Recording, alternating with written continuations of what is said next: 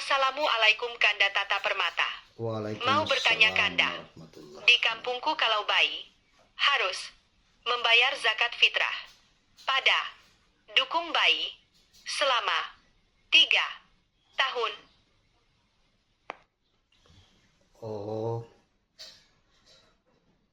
saya juga sering dengar begitu. Tapi dulu, mungkin sekarang sudah tidak ada. Cuma dulu.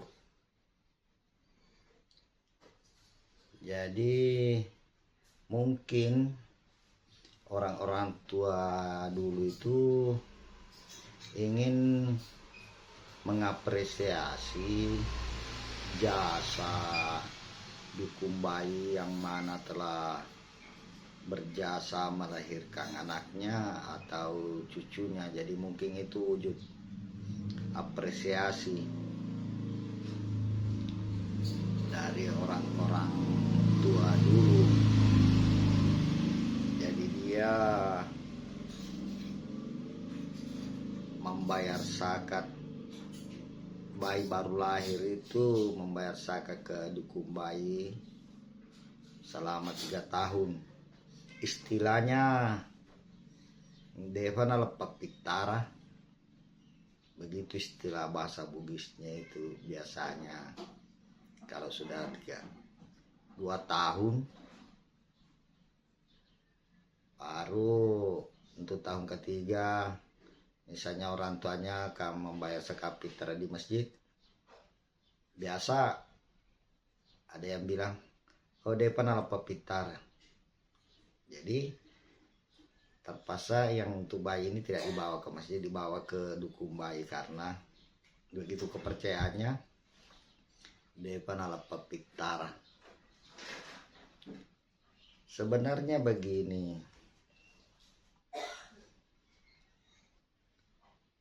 zakat fitrah itu dibayarkan ke yang berhak menerima zakat fitrah. Begitu di dalam ajaran Islam begitu. Jadi membayar zakat fitrah itu kepada yang berhak menerima, bukan kepada dukun, bukan kepada siapa. Yang berhak. Nah ya, yang berhak ini siapa saja. Jadi ada fakir miskin berhak, terus amil zakat berhak, mu'allaf berhak, musafir berhak, anak jalanan berhak. Jadi kita lihat apakah dukun bayi tadi berhak. Kalau dia miskin, tidak berkecukupan, berarti dia masuk dalam kategori yang berhak menerima zakat fitrah. Kalau dia hidupnya berkecukupan atau bahkan kaya, banyak sawahnya, banyak kebunnya, wah, salah kalau kita bayar zakat ke dukun bayi tadi ini. Kalau memang mau menunjukkan apresiasi sebagai ucapan terima kasih, ya bisa dalam bentuk lain, uang bisa, tapi bukan atas nama zakat fitrah. Lebih masuk pada zakat mal, sedekah, infak, begitu. Jangan masuk pada zakat fitrah, karena pembayaran zakat fitrah itu wajib. ada ketentuannya. Jadi ketentuannya, jumlahnya juga ditentukan. Beda dengan sedekah, terserah mau kasih berapa, terserah mau kasih kapan. Nah, kalau zakat fitrah hanya berlaku di bulan puasa sampai dengan khotib turun dari mimbar, batas akhir membayar zakat fitrah. Ada ketentuannya. Ketentuannya itu dalam hukum Islam satu sah. Satu sah itu kira-kira 2,5 kilogram beras. Kalau di Indonesia beras. Kalau di Timur Tengah sana ada gandum, ada kurma. Di Indonesia beras. Nah, itu ketentuannya itu 2,5 kilogram per kepala. Bisa juga diuangkan kalau ingin memudahkan. Bisa juga diuangkan dengan harga sebesar 2,5 kilogram beras. Begitu ketentuannya. Jadi tidak ada ketentuan dalam ajaran Islam itu harus ke dukun bayi. Tergantung apakah si dukun bayi ini berhak menerima atau tidak. Kalau tidak berhak ya tidak boleh. Kalau mau apresiasi silakan kasih, balikan mukena, atau belikan sarung, atau kasih uang 100.000, 200.000, 1 juta, 10 juta, terserah. Bukan zakat fitrah, itu sedekah, itu infak, itu zakat mal.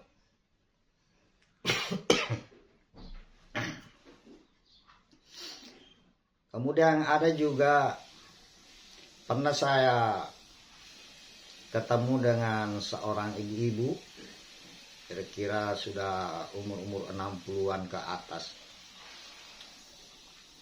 Katanya begini, tidak boleh itu sembarangan membayar zakat fitrah. Zakat fitrah itu harus orang pintar. Dia mau baca-baca itu katanya. Jadi harus sama orang pintar. Jadi orang-orang yang memahami pemahamannya seperti ini, biasanya itu banyak sekali orang-orang susah dia lewati. Dia datangi orang-orang yang pintar ini. Nah, dia mau baca-baca. Jadi biasanya itu dia letakkan tangannya di beras, kemudian dia tutup matanya, baru dia baca komat kamit. Sebenarnya tidak boleh kalau orang pintar ini orangnya hidupnya berkecukupan, ya tidak boleh. Kalau memang dia berhak ya dia boleh saja membayarkan zakat fitrah padanya. Jadi sebenarnya tidak ada, bukan yang menerima zakat fitrah itu ya wajib membaca doa. Di sini yang perlu diluruskan ini. Yang wajib membaca itu yang membayar zakat fitrah. Adapun kata Rasulullah, hendaklah yang menerima zakat fitrah itu mendoakan yang baik-baik kepada yang membayar zakat fitrah tadi. Tapi itu sudah pasti. orang kalau diberi pasti mendoakan yang baik-baik. Semoga rezekinya tambah lancar, itu pasti. Jadi tidak perlu dibahas. Yang perlu membaca di sini adalah orang yang membayar zakat fitrah. Apa yang dia baca, ya niatnya membayar zakat fitrah itu. Niatnya itu nawaitu an ukhrija zakatal fitrah anni nafsi fardon lillahi ta'ala. Nah, kalau berjamaah beda sedikit. Artinya saya sebagai kepala rumah tangga dan ada tanggungan saya. Ada ibu, ada istri, ada anak-anak. Nah, ada paman mungkin. Nah, itu ya itu beda sedikit bacanya. Nawaitu an ukhrija zakatal fitrah anni jami'an fardon lillahi ta'ala. Jadi tadi anni nafsi, saya, anni saya, nafsi sendiri. Nah, ini anni jami'an, saya berjamaah. Jadi sudah mencakup semua itu. Anak, istri, apa. Ada juga yang menuliskan namanya satu persatu, itu boleh juga. Sambil dibacakan, disebut satu persatu juga bagus juga. Jadi itu yang perlu. Bisa juga bahasa Bugis, karena Allah itu maha mengetahui yang ada di langit dan yang ada di bumi. Apalagi kalau cuma bahasa Bugis. Wakata pajai sekepitaraku marana malibine masih bola. Ya, selesai.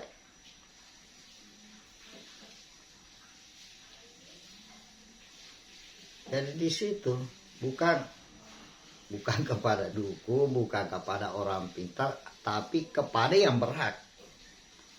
Siapapun yang berhak itu. Kalau dukun termasuk berhak, ya boleh. Orang pintar termasuk berhak, boleh. Kalau tidak boleh.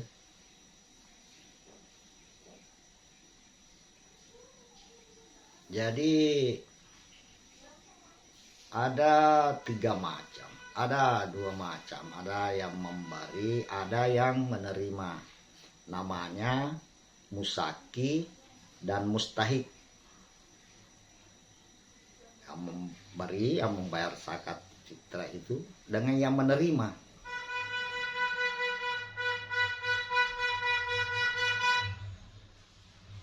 Kemudian ada yang wajib membayar zakat fitrah, ada yang tidak wajib membayar zakat fitrah.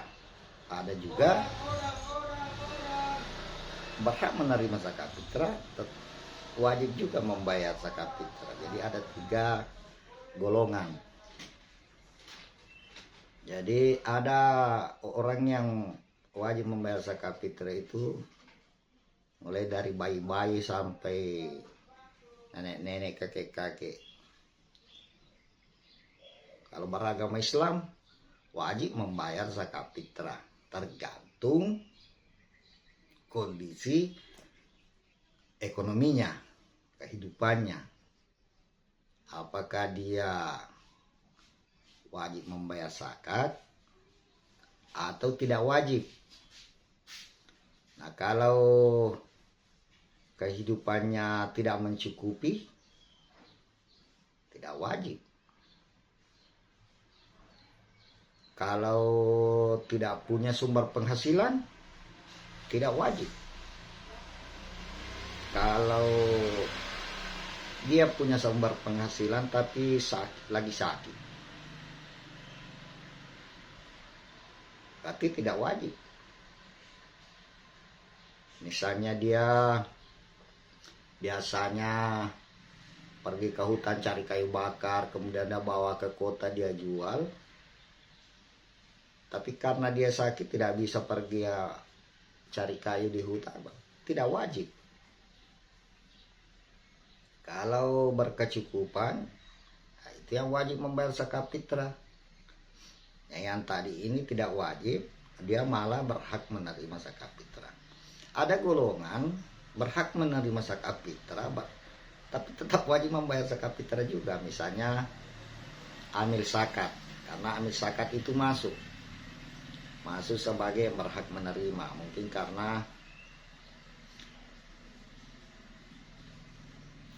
beliau-beliau ini telah menyisihkan waktunya, mungkin dia harusnya ke kebun bekerja, ke sawah bekerja, akhirnya dia tidak pergi bekerja karena dia ingin mengurus zakat fitrah ini. Sementara dia punya tanggungan, mungkin seperti itu. Mu'allaf juga masuk, berhak menerima. Mungkin sebagai penghormatan kita umat Islam kepada orang-orang yang bersedia masuk ke dalam agama kita, mungkin seperti itu. Akan tetapi tergantung keadaan ekonominya. Mu'allaf ini, amil zakat ini, kalau dia berkecukupan, dia tetap membayar zakat fitrah, juga berhak menerima. Karena itu yang menjadi patokan. Kalau tidak berkecukupan berarti tidak wajib membayar zakat fitrah. Jadi zakat fitrah itu begitu, tidak semuanya wajib membayar zakat fitrah, tidak semuanya berhak menerima zakat fitrah. Ada ketentuan-ketentuan yang berlaku. Jadi kemana membayar zakat fitrah itu, kita bisa saja jalan, lihat orang susah, ya sehingga bayar di situ. Mau tidak mau membaca, mau tidak membaca, ya kasih. Mau sampaikan ini zakat fitrah, tidak sampaikan ini zakat fitrah, tidak apa. Dia itu tidak perlu tahu ini zakat fitrah. Yang perlu tahu ini pembayaran zakat fitrah saya itu adalah Allah. Allah sudah tahu ini pembayaran zakat fitrah saya. Misalnya kita mau dari rumah, sebelum berangkat saya mau pergi bayar zakat fitrah. Sudah baca doanya. Terus di jalan ketemu orang susah, kasih. Sudah selesai. Tanpa ada kata-kata pun langsung kasih begini. Sudah selesai. Hanya memang alangkah baiknya membayar zakat fitrah itu ke amil zakat. Biasanya itu amil zakat itu ada ditempatkan di masjid-masjid. Kalau sudah masuk pertengahan, dan kebetulan saat ini sudah masuk pertengahan ya, sudah hari ke-16. Jadi sudah ada itu ditempatkan di masjid-masjid itu, amil zakat. Kenapa? Apa baiknya kalau diambil zakat ketimbang membayar langsung? Jadi begini, kalau diambil zakat itu terstruktur, terorganisir. Jadi amil zakat itu bekerja sama dengan pihak desa dan kelurahan. Jadi biasanya diserahkan ke kelurahan. Nah, di desa ini ada data-data warga sekitar. Di situlah kita bisa mengambil kesimpulan bahwa ini berhak menerima, ini berhak, di situ gak ada data-datanya di situ. Jadi dia dibawa ke desa. Jadi lebih, misalnya begini, ada 100 orang membayar zakat fitrah. Ada 10 orang yang berhak menerima zakat fitrah di desa tersebut. Jadi itu dibagi. 100 dibagi 10 sama dengan 10. Berarti 10 orang. Pembayaran dari 10 orang itu berarti 250 gram ya.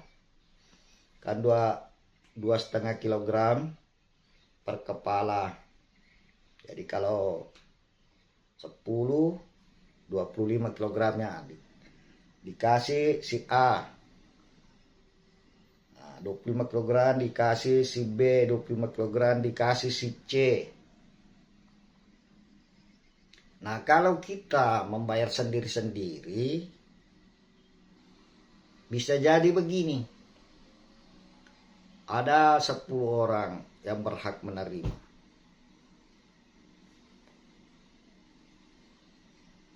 Dan ada 10 orang yang mau membayar zakat fitrah. Nah, ini tadi yang membayarnya ke si A. Yang orang satu. Orang kedua juga membayarnya ke si A. Orang ketiga juga membayarnya ke si A. Jadi si B, si C, si D dan seterusnya tidak dapat. Di sini berlebihan. Di situ perbedaannya. Nah, kalau diambil, dibagi rata.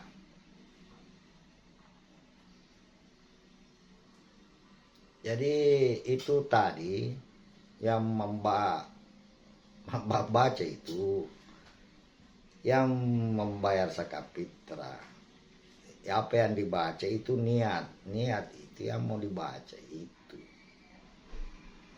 Niat membayar zakat fitrah.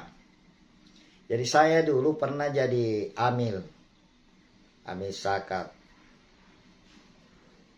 Jadi kebetulan di masjid itu kurang tenaga. Jadi saya jadi amil zakat. Jadi saya waktu ada orang datang untuk membayar zakat fitrah, saya tanya begini, Ibu tahu baca doanya? Katanya tidak, Pak Imam.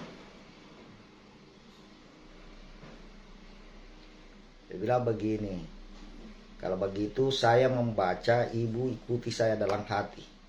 Karena yang harus membaca ini Ibu, bukan saya. Saya cuma amil. Jadi saya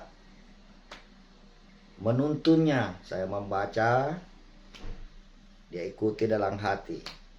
Sudah selesai, sudah selesai, Ibu punya pembayaran zakat fitrah.